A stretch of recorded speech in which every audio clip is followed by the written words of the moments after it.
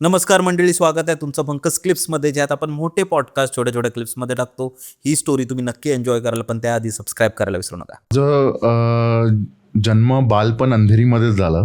तर 25-26 वर्ष तिकडेच राहिलेलो आहे. तर लग्नानंतर मी मग वाईफबरोबर मूव्ह झालो. तिकडे आमची बिल्डिंग आहे, 5 माळ्याची बिल्डिंग आणि लिफ्ट वगैरे आहे. आणि तो असा एरिया आहे की जिथे TV ॲक्टर्स भरपूर राहतात. तुला माहितीच असेल, म्हाडा कॉलनी वगैरे, लोखंडवाला. तर तिकडे बरेच असे स्ट्रगलर्स वगैरे राहतात. आणि तो एरिया एक टायमानंतर अचानक टेनंटसाठी खूप प्रसिद्ध झाला ज्यावेळी तुम्ही तिथे होतात. येस. सर TV ॲक्टर्स वगैरे जे पण नॉर्थवरून यायचे ते तिकडे रेंटवर राहायला ते प्रिफर करायचे, कारण की त्यांना जायला वगैरे, इंटरव्ह्यूला जायला वगैरे ऑडिशन्स वगैरे जवळ पडायचं. ऑफिसेस बनले ना त्यावेळी. एक्झॅक्टली. तशीच एक मॉडेल आणि तिचा बॉयफ्रेंड आमच्या बिल्डिंगमध्ये टेनंट म्हणून राहायचे. तेव्हा मी 10वीत होतो आणि आम्ही बघायचो क्रिकेट वगैरे खेळताना वगैरे. ते असे जाऊन येऊन असं घरी राहायचे, नॉर्मल होतं. आणि माझी 10वी संपली वगैरे सगळं झालं. आणि एक दिवस आम्हाला समजलं की त्या मॉडेलने सुसाईड केलं आहे, फॅनला लटकून सुसाईड केलं आहे. आणि पोलीस वगैरे आली, पंचनामा झाला, बॉडी वगैरे नेलं, सगळं झालं वगैरे. तर ठीक आहे, एक डेथ झाली वगैरे, काही असं कोणाच्या मनात वगैरे काय भीती नाही, काय नाही. आधी पण असे नॉर्मल डेथ झालेत वगैरे, तर काय नाही. तर मला सुट्टी लागली 10वीची सुट्टी खूप मोठी असते. बरोबर. आणि असं होतं की काय करू आणि काय नाही तेव्हा सुट्टी लागली तर. त्यामुळे झोप नाही यायची. आणि मग रात्रभर मी TV बघायचो, कार्टून बघा, जे पण काय असेल ते मी बघत राहायचो. तर एक रात्र मी TV बघत होतो आणि 3 वाजलेले, मला लक्षात आहे. आणि मला छम छम छम असा आवाज यायला लागला. आता मी हे बोलतोय, कदाचित कोणाला एकदम फनी वाटेल, काय की पिक्चरमध्ये वगैरे असं दाखवतात, पण माझ्या एक्सपिरियन्स हे खरंच म्हणजे सत्य आहे की म्हणजे. आणि मीही पाहिलं तुझ्या पॉडकास्टमध्ये, बाकीच्यांनी पण असा एक्सपिरियन्स झालेला आहे. तिथे पायलचा आवाज येतोय, पैंजणाचा आवाज येतोय. त्या पैंजणाचा आवाज मला यायला लागला माझ्या दरवाजाच्या बाहेर. नेक्स्ट सेकंडला तो माझ्या गेटकडे गेला.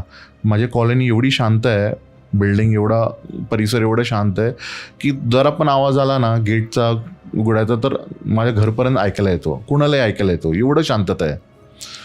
तर मी आय कुड मेक आउट की ते आता गेटकडे गेली आहे, आता तिकडे आवाज येतो आहे. मग पाठी टाकी आहे, टाकी पंप हाऊस आहे, तिकडे गेले आहे. मग वरती 4थ्या माळ्यावर, खालती गेली आहे, परत माझ्या इथे आली आहे. ते मला ऐकायला येत होतं ना. ऐकून म्हणजे मेक आउट की हे आयदर कोणतरी व्यक्ती आहे किंवा काहीतरी विचित्र प्रकार आहे. पण मला हे समजत नव्हतं की जी ती व्यक्ती ती एवढे फास्ट कशी काय जाते. तर हे माझे विचार व्हायला लागले. त्याचबरोबर मी घाबरून थंड पडलो. 10वीत असल्यामुळे मी लहानच होतो. आणि जेव्हा माझे डोकं हे चालायला लागलं की इट्स नॉट अ ह्युमन, मनुष्य एवढं फास्ट नाही जाऊ शकत इकडे तिकडे. आणि जेव्हा माझं मन मला सांगायला लागलं की हे जे पण आहे हे मनुष्य नाही आहे, तर मी खूप घाबरलो. आणि त्या घाबरण्याने मी खूप थंड पडलो. माझे हातपाय हलत नव्हते, मी फक्त ते ऐकत राहिलो. आणि काही अर्धा तासाने वगैरे हिम्मत करून मी उठलो आणि आईवडिलांच्या रूममध्ये जाऊन झोपलो. त्यानंतर मी म्हटलं की ते काहीतरी मनाचे प्रयोग असतील किंवा TV बघतोय म्हणून असं काय मला भास झाला असेल. मी परत बाहेर हॉलमध्ये, 1 BHK होता, तर हॉलमध्ये मी एकटा झोपायचो. रात्री झोपल्या मला अचानक 3 वाजता जाग यायची, डॉट 3 वाजता मला जाग यायची, ना आधी ना नंतर. आणि अशी जाग यायची, फ्रेश जाग यायची की असे डोळे उघडायचे. आपण जेव्हा झोपेतून उठतो तर डोळे आपले झोपेत असतात, दमल्या झोपेत असतात वगैरे. पण ती जाग अशी असायची की एकदम फ्रेश. आणि तुझे कान आणि तुझं मन डायरेक्ट त्या पैंजणाच्या आवाजाला, पायलच्या आवाजाला न्यायची. आणि परत तेच ऐकलं यायचं. किती दिवस चाललं हे? हे माझ्यासोबत करीबन 11वीत गेलो, 1 वर्षभर चाललं आहे हे वर्षभर मी ऐकायचो. आणि पण ते घरात नाही यायचं, दारापर्यंत जायचं आणि पूर्ण बिल्डिंगवर ते आवाज यायचं, फिरायचं की इकडे गेली, आता तिथे गेलंय, तिथे ना आवाज येतोय. आणि आणि मी एकदा माझ्या वॉचमॅनला पण विचारलं की अरे आपको ऐसा आवाज आ रहा है या. तो मला एवढंच म्हणाला की मी तुला सांगितलं तू इथे राहणार नाही. मी त्याला विचारलं नाही. आणि मग 11वी माझी सुरू झाली, 11वीची एक्झाम सुरू झाले. त्यात परत नॉर्मल स्टुडंटसारखं आपण आयुष्य जगायला लागलो. हो, आयुष्य जगायला लागलो. आणि अभ्यास आपण नेहमी फक्त एक्झामच्या वेळेला करतो जागून वगैरे, तसं मी परत जागायला लागलो. आणि मला ते डिस्टर्ब करायला लागलं खूप. आणि now I started experiencing something extra, की आधी तर फक्त पायाचा आवाज यायचा, आता तर लिफ्टवर खालती होते. आणि मला माहिती आहे आमच्या सोसायटीने इन्स्ट्रक्शन दिलेले की गेट लॉक करायचं. एक बाहेरचा गेट असतो, एक तुझ्या बिल्डिंगचा गेट असतो, तोही लॉक होता. त्यामुळे कोणाचं येणं जाणं नाही. लिफ्टवर खालती होते आणि लिफ्ट ती गेटवाली आहे, आताची एलिव्हेटर. हां, जोरात बंद होतात जाळ्या. येस, जाळीवाली. त्याचाही आवाज नाही येत आहे. म्हणजे मी हेही वाट बघतोय की ती कधी उघडते. आणि जसं बोललो की शांतता असल्यामुळे आय कुड मेकआउट की कोण कुठे उतरतोय. If someone is getting down, मला समजेल की कुठच्या फ्लोअरला उतरतोय. ते गेटही नाही उघडत आहे आणि सतत ती वर खालती होते. ते असं ते म्हणजे इट वॉज ओके, चला हे असं होतंय. त्याचबरोबर हळूहळू माझ्या बिल्डिंगमध्ये मीटिंग झाली, पण आय डोंट नो काय होती ती. पण त्यात त्यांनी ठरवलं की लिफ्टची पॉवर बंद करायची. कोणीतरी कंप्लेन केली की ही लिफ्ट रात्री कोणतरी वर खालती करतोय उगाचच, हे लिफ्टचा पॉवरच बंद करा, ज्याला जायचं तो पायाने जाईल. आणि जशी 5 माळ्याची होती. हे मला समजलं की आता लिफ्टची पॉवर बंद करणार 12-1 वाजता. आता तरी नाही व्हायला पाहिजे. तरीही ती लिफ्ट वर व्हायला लागली आणि मला विश्वासच नाही होत होता. मी मग परत नेक्स्ट डे जाऊन वॉचमॅनला सांगू की सोसायटी, तो परत तेच बोलला, मी तुला सांगेन तू भिशील, तू राहणार नाही इकडे, जे मी पाहिलं आहे. मी त्याला विचारलं तू का राहतोय. आणि तो नेपाली होता आणि तो एवढ्या वर्षापासून काम करायला मराठी पण यायचं. बरं. त्याला मी विचारलं तू मग कसं राहतोस. तो बोलला की माझ्याकडे दुसरं ऑप्शन नाही आहे. मला माझे परिवार नेपाळमध्ये वगैरे, मला इथून पैसे पाठवत दुसरं ऑप्शन नाही आहे. हे मी बघतो, सहन करतो आणि गपचूप झोपून जातो. आणि तो थोडं पेग वगैरे मारायचा आणि झोपून जायचा. त्यामुळे तसं तो सहन करायला लागला. म्हणजे ते जे पण त्याला काय ते भास व्हायचं किंवा दिसायचं, त्याबरोबर जगायला शिकला तो. हो, त्याबरोबर जगायला शिकला. तसं माझ्यावर पण व्हायला लागलं की मी तसं जगायला शिकलो. पण एक टाईम असं झालं की आता मला घरच्यांना सांगायचं आहे. तर बाबांना बिलकुल नाही सांगू शकत, कारण की बाबा थोडे स्ट्रिक्ट होते लहानपणी. आणि त्यामुळे मी बोललो असं, बाबा बोलले तू टी व्ही वगैरे बघतोस, हॉरर शो बघतोस, त्याचाच परिणाम आहे. तर मला माहीत होतं त्याचा काही परिणाम नाही आहे. तर मी आईला पहिलं सांगितलं. आईकडे हळूहळू गेलं. आईपर्यंत जायपर्यंत ते मला आवाज येत होता. आईला जसं उठवलं आणि सांगितलं आई आई आई आई आई आई आई, आवाज बंद झाला.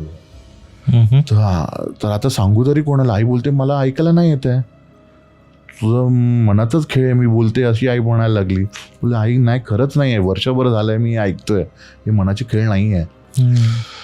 एक दिवस काय झालं, खालती आम्ही पोरं वगैरे खेळतो, तर बसून गप्पा मारत होतो आणि त्यात भूतांचे टॉपिक निघाले. आणि त्यात मी म्हटलं आता मी सांगतो की मला असा एक्सपिरियन्स येतो इकडे.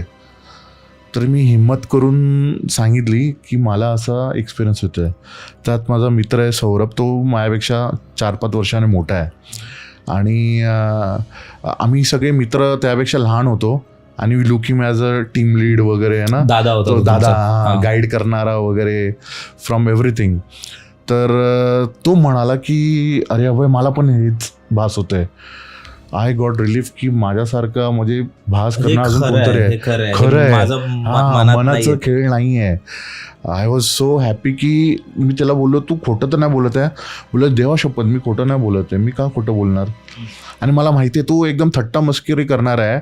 मी एक्सपेक्ट करत होतो की तू मला मस्करी करेल आणि मस्ती उडेल, पण ही गॉट व्हेरी सिरियस आणि टोल्ड मी की अभय हे मला पण झालंय, मलाही. मी त्याला विचारलं काय तुला भास झाला, त्याने पण सेम सांगितलं की मलाही सगळीकडे ऐकायला येतो. आय कॅन मेकआउट की ते कुठे आवाज येतोय, माझ्या दाराकडे येते.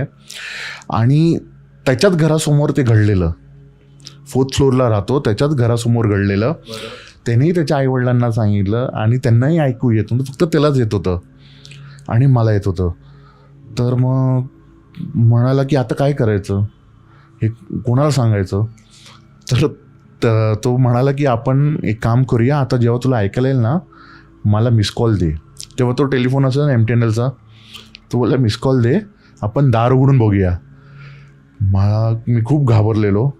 मी म्हटलं की मला त्याला नाही बोलायचं होतं, पण तो दादा असल्यामुळे आय कुड नॉट त्याला टाळवू नाही शकलो.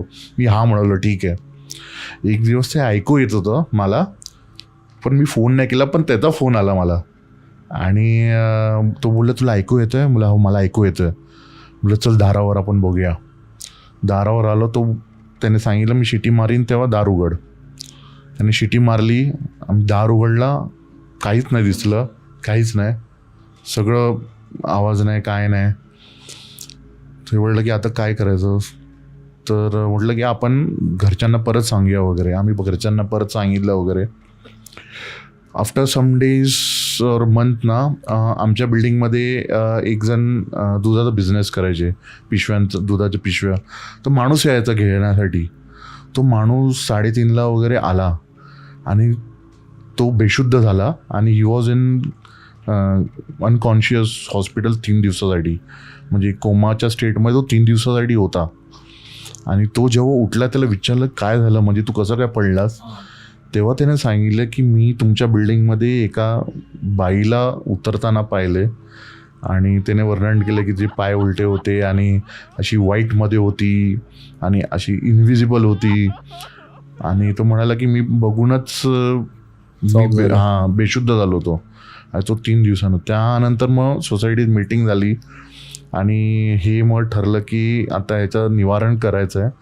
आणि मग तेव्हा मला आठवते पूजा केलेली, उदक शांती पूजा केली जाते आणि सत्यनारायणची पूजा सुरू केली. त्याआधी कधीच अशी काही पूजा वगैरे आली ना. ती पूजा नंतर केल्यानंतर हे सगळं स्टॉप झालं. तर हा एक्सपिरियन्स खूप भयानक होता तेव्हा. नाही ऑलरेडी लहान होतो 10वीत वगैरे. आणि मला असं वाटतं ह्याच्यानंतरचे जे मला एक्सपिरियन्स आले ना, समथिंग ह्या एक्सपिरियन्सने ना ट्रिगर केलं आहे, काहीतरी सेन्स ट्रिगर केलं असं मला वाटतं. जेणेकरून कुठे मी गेलो ना मला असं वाईब जाणवतो की काहीतरी इकडे विचित्र आहे. तर असा हा एक्सपिरियन्स आहे. आणि जवळपास म्हणजे वर्षभर तुला हे जाणवत राहिलं. आणि असे आवाज येत राहिले, कोणतरी चालतंय. आपण बऱ्याच वेळेला स्पेशली पिक्चरमध्येच, चित्रपटात वगैरे बघतो की असे आवाज येतात आणि लोक बोलतात. पण आपण जर बघितलं तर कोकणात वगैरे ही अशा गोष्टी होतात. म्हणजे तिथे पण राखणदाराच्या चपलीचा आवाज येतो, त्या काठीचा आवाज येतो, घुंगरांचा आवाज येतो. तर माहिती नाही नक्की काय आहे. आणि ज्यांना जाणवतं, म्हणजे आमच्या इकडे पण जी आमची सोसायटी आहे ना, तिथेही लहानपणी असे आवाज यायचे किंवा मित्रांमध्ये एक ग्रुपमध्ये ते बोलणं व्हायचं की रात्रीचं ह्यावेळी आवाज येतोय, कोणतरी चालतं. तर ते किती खरं होतं, केवढं खोटं होतं माहिती नाही. पण जर तू हे वर्षभर जाणवले तर त्यामागे काहीतरी तथ्य असावं. मंडळी, जर तुम्हाला ही स्टोरी आवडली असेल तर डिस्क्रिप्शनमध्ये आम्ही पूर्ण एपिसोडची लिंक टाकलेली आहे, तो चेकआउट करायला विसरू नका. त्यात अशाच प्रकारच्या भरपूर स्टोरीज अवेलेबल आहेत. आणि सबस्क्राईब करायला विसरू नका.